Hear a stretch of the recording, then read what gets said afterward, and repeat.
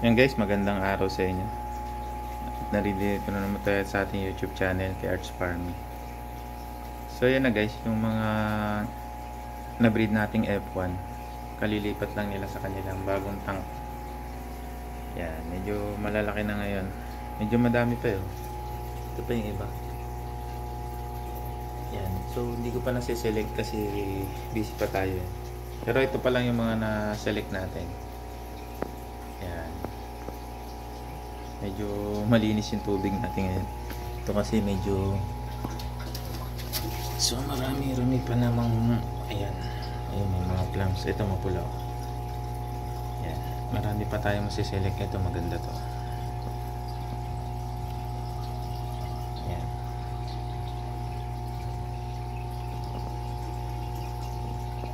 Yan yung ating Kampa F1. Yan.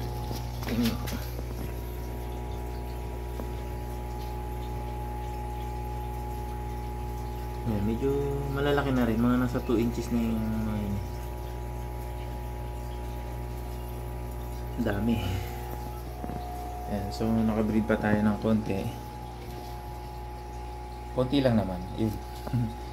Konti lang to na breed natin na F1, F2 Kampa F2. Yan, for share lang guys. Yeah, para makita nyo to ng kalilipat lang kaya medyo maputla pa sila. Ganito. Yun o. Yung kilay nila buo. So hindi naman lahat. Yun o. Yun. Yan. Hintayin natin gumanda guys. Makarecover yung kanilang stress sa tubig.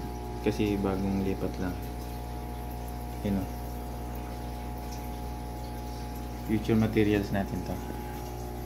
Yun o. F1. Update ko kayo dito guys kapag na natin to, makapag-select na tayo ng female tsaka male. So pwede na rin tayo mag dito mag solo, kaya lang wala tayong tank na pwedeng paglipatan. Yan.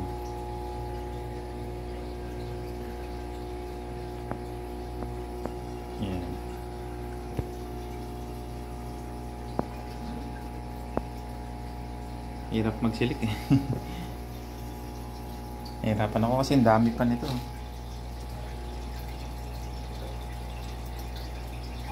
Yan lang guys yung update. So meron pa tayong gagamiting tank para ilipat sila dito. Ito 100 gallon. Ayan, medyo kulang na kasi yung setup natin sa mga isda natin na nandito. So ito, ayan, sa mga breeding natin, medyo madami-dami tayong breeding project. Ito, ayan, project natin yan sa susunod. Ito mga F1 natin. Yun pa mga tangko. Hindi ko makasikaso, ang dami. Medyo mahirap talaga mag-select ng isda ngayon. Kasi talagang ang hirap pag wala kang place. Lalo't mag-isa lang ako dito. Yan. Update ko kayo guys kapag na natin to, itong mga F1 natin na to. Thank you guys and God bless.